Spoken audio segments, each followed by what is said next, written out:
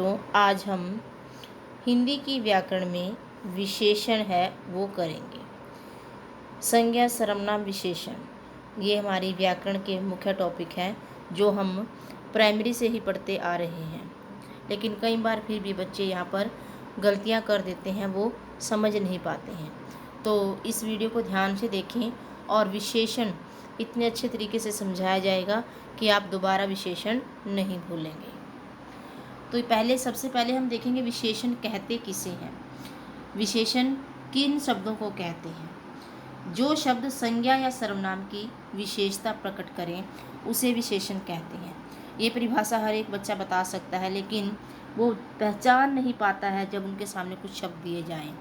तो यहाँ पर हम अभ्यास भी करेंगे। तो यहाँ पर मतलब बच्चे शब्द वो होंगे जो संज्ञा और सर्वनाम इसकी विशेषता बताएंगे। विशेषता में उसकी कमियां भी होंगी, खूबियां भी होंगी।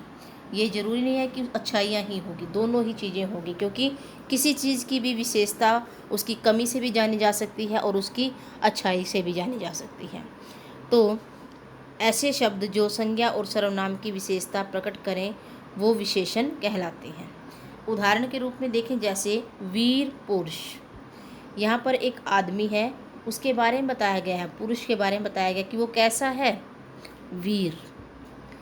तो यहाँ पर पुरुष की विशेषता बताई गई है कि आदमी कैसा है, वीर है।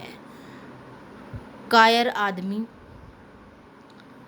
आदमी यहाँ पर संज्ञा है और कायर है जो वो उस आदमी की विशेषता बता रहा है कि आदमी कैसा है, आदमी कायर है। तो यहाँ पर कायर शब्द है जो वो हमारा विशेषण है और आदमी वो हमारा संज्ञा है। इसी तरीके से एक दो उदाहरण देख लेते हैं।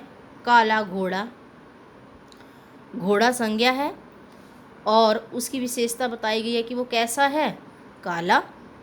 तो काला यहाँ पर विशेषण है और घोड़ा यहाँ पर संज्ञा है। इसी तरीके से हम उदाहरणों को बनाकर देख सकते हैं और जो भी संज्ञा दी गई है उसमें एक क्वेश्चन मार्क करके देख सकते हैं। जैसे मान लीजिए हमारे पास उदाहरण है सफ़ेद बकरी। अब हमें इसमें से विशेषण लेना है, विशेषण कौन सा है वो छांटना है, हमें समझ में नहीं आ रहा। तो हम एक प्रश्न पूछेंगे, बकरी कैसी है? तो आंसर आएगा सफ़ेद। तो जो ये उत्तर आया हमारे पास वो हमारा विशेषण है। आशा करती हूँ कि आपको इसकी विशेषण की परिभाषा समझ में आई होगी। उसके बाद हम इसके विभेद कितने होते हैं विशेषण के वो करेंगे। सबसे पहले है गुणवाचक विशेषण। गुणवाचक विशेषण में क्या होगा, नाम से ही हमें पता चल रहा है गुणवाचक, कि ऐसा विशेषण जो किसी के गुण के बारे में, किसी के दोष के बारे में, किसी के आकार, रंग, अवस्था, समय, किसी का भी बोध करवाता है, तो वो हमारा गुणवाचक विशेषण कहलाता है। इसके अंदर गुणवाचक विशेषण में गुण ही नहीं आएंगे, उसके दोष भी आएंगी। आकार कैसा है वो भी आएगा, रंग कैसा है वो भी, अवस्था कैसी है वो भी, सब इसी के अंदर आएंगे, गुणवाचक विशेषण के अंदर ही। जैसे उदाहरण देकर देखें, भला मनुष्य, मनुष्य का गुण है यहाँ पर कि वो कैसा है, वो तो भला है, तो यहाँ पर गुणवाचक विशेषण होगा। काला घोड़ा, घोड़े की विशेषता बताइए, घोड़ा कैसा है, काला। तो ये काला रंग है जो वो घोड़े का गुण है, तो यहाँ पर गुणवाचक विशेषण है। निचला कमरा, कमरा कौन सा है, निचला। तो यहाँ पर कमरे की विशेषता बता दी गई है कि कमरा कौन सा है, निचला है, तो यहाँ पर हो गया गुणवाचक विशेषण। तो इसी प्रकार हमारा दूसरा भेद है परिमाणवाचक विशेषण। बहुत सारे बच्चे इसको ना परिणाम लिख देते हैं, परिणाम होता है रिजल्ट, ये है परिमाण। परिमाणवाचक विशेषण जो शब्द किसी संज्ञा या सर्वनाम की माप या तोल संबंधी विशेषता को प्रकट करे उसे परिमाणवाचक विशेषण कहते हैं। परिभाषा पहले समझेंगे ध्यान से कि ऐसे शब्द जो संज्ञा या सर्वनाम के मापने के बारे में, तोलने के बारे में, अर्थात या तो उसको हम माप सकते हैं या उसको तोल सकते हैं, उनकी विशेषता बताए तो वो हमारे परिमाणवाचक विशेषण होंगे। जैसे 2 मीटर कपड़ा, 4 किलो मिठाई, तो कपड़े को हम माप सकते हैं और मिठाई को हम तोल सकते हैं। तो इस प्रकार से तोलने वाली चीज़ें, मापने वाली चीज़ें सारी की सारी परिमाणवाचक विशेषण के अंदर ही आएंगी। आगे बच्चे, परिमाणवाचक विशेषण के भी दो भेद होते हैं। सबसे पहला होता है निश्चित परिमाणवाचक और दूसरा होता है अनिश्चित परिमाणवाचक। निश्चित परिमाणवाचक में क्या होता है बच्चे, निश्चित कर दिया जाता है किसी चीज़ का, वेट है, किसी चीज़ की लंबाई है, चौड़ाई है, वो फिक्स बता दी जाती है कि इतनी है बस, ये उसमें कोई काट छांट नहीं है, वो फिक्स है हमारे लिए। ठीक है, तो ये हमारा निश्चित परिमाणवाचक विशेषण होगा। उदाहरण देखते हैं एक बार। जिस विशेषण से संज्ञा सर्वनाम का निश्चित परिमाण का बोध हो, मतलब बोध मतलब ज्ञान हो, परिमाण मतलब पूरा मापा तोला रखा है, उसमें कोई भी कमी नहीं है, अब निश्चित है, वो फिक्स है, वो उसमें कोई भी कमी नहीं होगी। जैसे 2 क्विंटल अनाज। अब 2 क्विंटल अनाज है, अब बिल्कुल फिक्स है, वो हमें पता है ये अनाज कितना है, 2 क्विंटल। तो ये हो गया निश्चित परिमाणवाचक विशेषण। परिमाणवाचक इसलिए बेटे क्योंकि इसको हम तोल सकते हैं, अनाज को तोल सकते हैं। और आगे है 4 लीटर। 4 लीटर आगे दूध हो सकता है, पानी हो सकता है, कुछ भी हो सकता है, लेकिन हमें ये पता होना चाहिए कि जो 4 लीटर शब्द है जो ये कौन से विशेषण के अंतर्गत आएगा।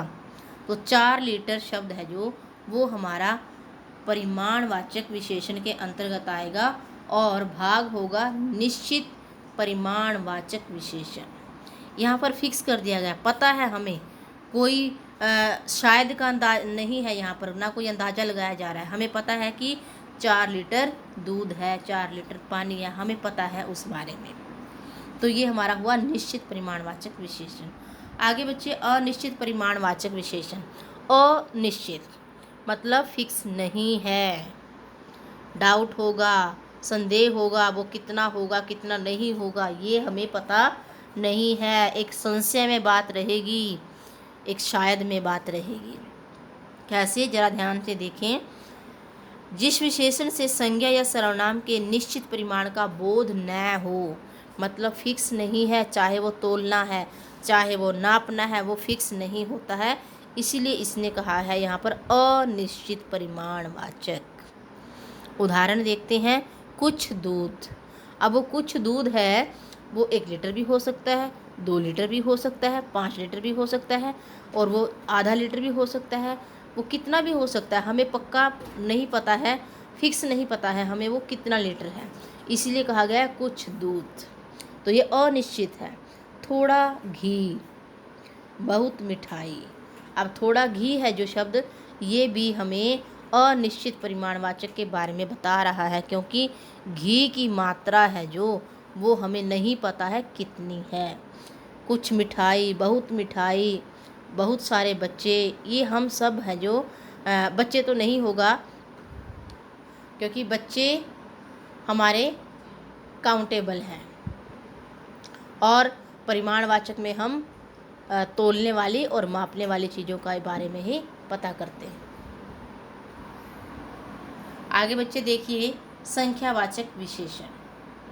संख्यावाचक विशेषण में क्या होगा, जैसे नाम से ही पता चल रहा है कि संख्यावाचक, संख्या के बारे में बताने वाले शब्द संख्यावाचक विशेषण कहलाते हैं। कैसे होगा, इसमें परिभाषा देखते हैं पहले। जो शब्द किसी संज्ञा या सर्वनाम की संख्या, गिनती, काउंटिंग का ज्ञान करवाए उसे संख्यावाचक विशेषण कहते हैं। इसमें संख्या पता होगी, 100, 10, 20, 4, 50 जितने भी हैं, इसमें संख्या के बारे में हमें पता चलेगा। तो ये भी बच्चे इसका एक उदाहरण देख लेते हैं पहले हम संख्यावाचक विशेषण का। 1 पुस्तक, 10 लड़के, 8 बच्चे, तो ये सारी संख्याएं हैं, 1, 10, 8 ये संख्या है। तो ये संख्या से हमें वस्तु भी पता लगा सकते हैं, हम बच्चे भी हम पता लगा सकते हैं। तो आगे हम इसके देखते हैं बेटा, संख्यावाचक विशेषण के भाग कितने होते हैं, मतलब भेद कितने होते हैं। इसके भी 2 ही भेद होते हैं, निश्चित संख्यावाचक और अनिश्चित संख्यावाचक, जी बिल्कुल परिमाणवाचक की तरह ही। परिमाणवाचक में मापना तोलना बताया गया है, लेकिन संख्यावाचक में संख्या के बारे में बताया जाएगा कि वह संख्या निश्चित है, कितनी है, वो फिक्स है। यहाँ पर देखिए, निश्चित संख्यावाचक जो निश्चित संख्या का ज्ञान कराए, मतलब वो फिक्स है, वो हमें पता है वो 5 हैं, 10 हैं, 20 हैं, हम उसको दोबारा गिनेंगे नहीं, हमें पता है वो कितनी है। तो इसलिए यहाँ पर निश्चित संख्या है, तो यहाँ पर निश्चित संख्यावाचक विशेषण होगा। तो इसका उदाहरण देखते हैं। 5 लड़कियाँ, 2 गुना बोझ, 10 कुर्सियाँ। तो यहाँ पर 5, 2, 10 ये सब हमें संख्या के बारे में बता रहे हैं। तो ये हो गया बच्चे निश्चित संख्यावाचक विशेषण। अनिश्चित में क्या होगा बेटा? अनिश्चित मतलब कुछ भी फिक्स नहीं है, हम उसको गिनकर ही पता लगा सकते हैं, या फिर हम उसके बारे में जानकारी एकत्र करके पता लगा सकते हैं। वो अनिश्चित है हमारे लिए। संख्या तो है लेकिन अनिश्चित है। अनिश्चित संख्या का ज्ञान ऐसे शब्द या ऐसे संख्या जो निश्चित न हो, वहाँ पर होगा अनिश्चित संख्यावाचक विशेषण। जैसे सभी छात्र, कुछ लोग, कई दिन। अब यहाँ पर देखिए उदाहरणों में सभी छात्र है जो हमें नहीं पता वो कितने हैं, 10, 20, 30, 40, 50 कितने हैं हमें नहीं पता, इसीलिए यहाँ पर संख्या तो है लेकिन वो अनिश्चित है। वैसे ही कुछ लोग, अब वो लोग तो हैं, हमें नहीं पता वो 100 है, 20 है, 50 है, कितने हैं, लेकिन वो हैं कुछ।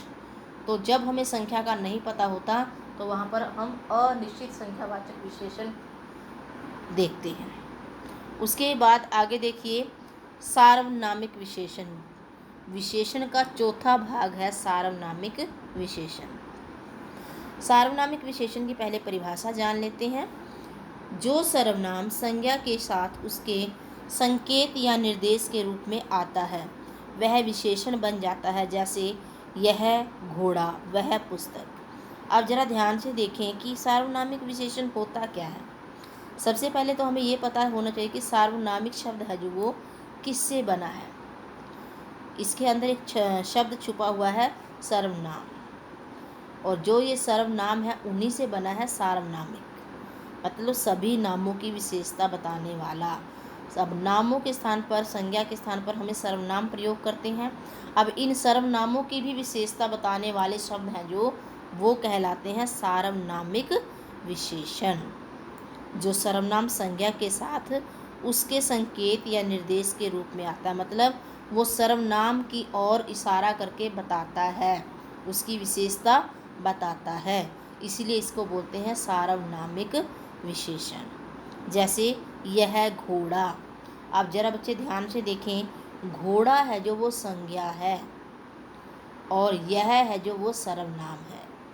अब यह घोड़ा, अब ये सर्वनाम है, घोड़े के सामने लगा हुआ है जो, लेकिन यह घोड़ा मतलब कुछ उस घोड़े के बारे में बता रहा है, इसलिए यह शब्द है जो सर्वनाम होते हुए भी सार्वनामिक विशेषण का कार्य करेगा। वह पुस्तक, पुस्तक संज्ञा है, वह सर्वनाम है, तो इसका मतलब यहाँ पर वह शब्द जो लगा है वो पुस्तक की कोई ना कोई विशेषता, कोई ना कोई कमी किसी प्रकार से भी उसकी बता रहा है, तो यहाँ पर सर्वनाम होते हुए भी ये सार्वनामिक विशेषण हो जाएगा। आगे देखें बच्चे, सार्वनामिक विशेषण समझ में आ गया होगा। उसके बाद है सार्वनामिक विशेषण है जो कई नामों से जाना जाता है। निर्देशवाचक, संकेतवाचक, सांकेतिक। इसके 3 नाम और हैं अलग से। कभी निर्देशवाचक आ जाए तो भी सार्वनामिक विशेषण होगा, संकेतवाचक आए तो भी यही विशेषण होगा, और अगर सांकेतिक विशेषण आए तो भी सार्वनामिक विशेषण ही होगा। तो यहाँ पर देखिए ध्यान से, सार्वनामिक विशेषण है जो आपको समझ में आ गया होगा। एक उदाहरण और देख लेते हैं इसी का। जैसे ये कपड़े मेरे हैं, तो इसमें ये शब्द है जो ये कपड़े के बारे में बता रहा है कि ये कपड़े हैं जो वो मेरे हैं, और वह पुस्तक किसकी है। अब पुस्तक की विशेषता बता रहा है कि वह पुस्तक है जो वो किसकी है। अब यहाँ पर वह शब्द है जो वो है तो सर्वनाम है, लेकिन पुस्तक के साथ लग करके उस पुस्तक की विशेषता बताने का कार्य कर रहा है। तो वह पुस्तक किसकी है, सर्वनाम होते हुए यह फिर सार्वनामिक विशेषण का कार्य कर रहा है। जैसे वह लड़का कहाँ है जो परीक्षा में प्रथम आया था। तो यहाँ पर वह लड़का, अब लड़का तो है संज्ञा, उसके साथ लग गया सर्वनाम। अब वो बता रहा है कि वह लड़का, अब ये मतलब किसी लड़के की विशेषता के बारे में बताने का प्रयास कर रहा है। वह शब्द स्पेशल किसी लड़के के बारे में बता रहा है, तो यहाँ पर वह है जो वो सार्वनामिक विशेषण का कार्य करेगा। उम्मीद करती हूँ आपको ये विशेषण है जो समझ में आ गया होगा और इसके भेद भी अच्छी तरह से समझ में आ गए होंगे। अगली वीडियो में हम सर्वनाम और सार्वनामिक विशेषण में क्या अंतर है यह जानेंगे, क्योंकि बहुत से बच्चों को इसके बारे में पता नहीं होता है। तो विशेषण एक बार ध्यान से पढ़े, बिल्कुल आसानी से समझ में आ जाएगा। ओके, धन्यवाद। स्वस्थ रहें, मस्त रहें और पढ़ने में व्यस्त रहें।